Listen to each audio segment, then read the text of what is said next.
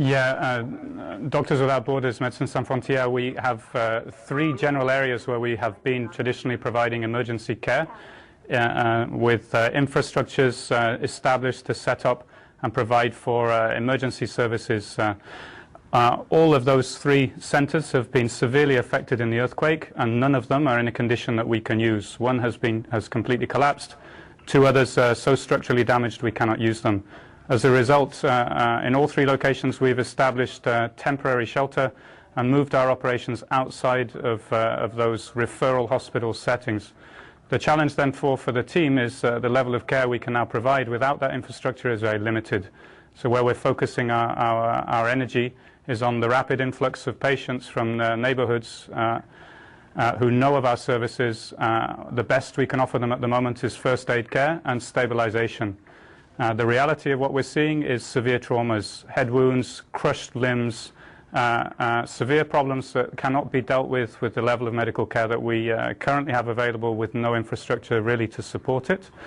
So our major priority and focus is to re-establish as soon as possible a secondary level surgical capacity in the country.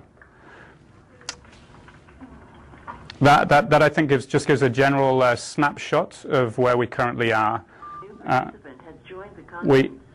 We have altogether around 800 staff, medical staff working in Haiti. 30 of those are international. We're currently putting rapid response plans into place based out of North America and out of Europe to have another 70 international staff available over the next few days with specialities available to respond to these more immediate emergency medical needs. Likewise, we're prepared to and have now prepared freight including emergency inflatable hospital so we can set up exactly those services that we're currently missing.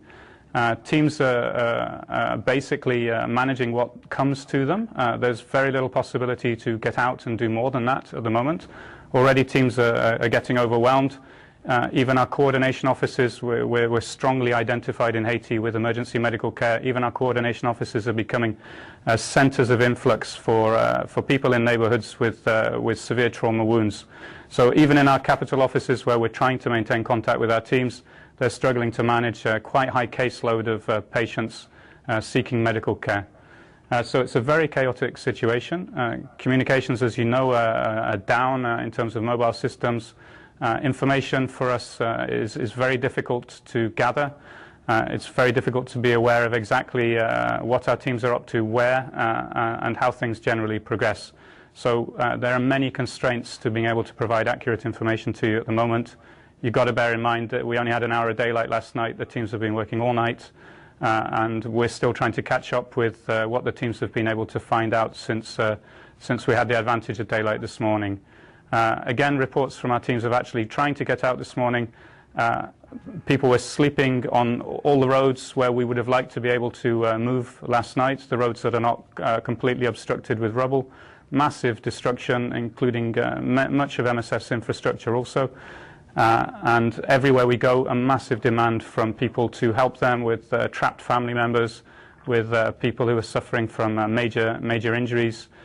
So you're on the streets, you're getting mobbed, us particularly because we're identified with that kind of medical care. So we have not accounted for all of our staff. We're very concerned about the welfare and safety of our staff, both international and national.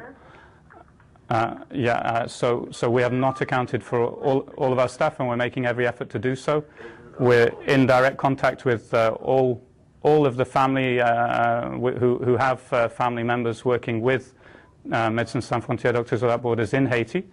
And out of respect to them, and with the gaps in information that we currently have, I don't really have any more details that I can share. But this is a major focus, a major priority for the organization. Likewise, for our national team members, many of them were involved, were working in structures that fell apart during the earthquake. Many have families who live in very precarious conditions anyway in Port-au-Prince. So a major concern for them is what has happened to their families. So they're also trying to establish that in addition to supporting the emergency care of the organization.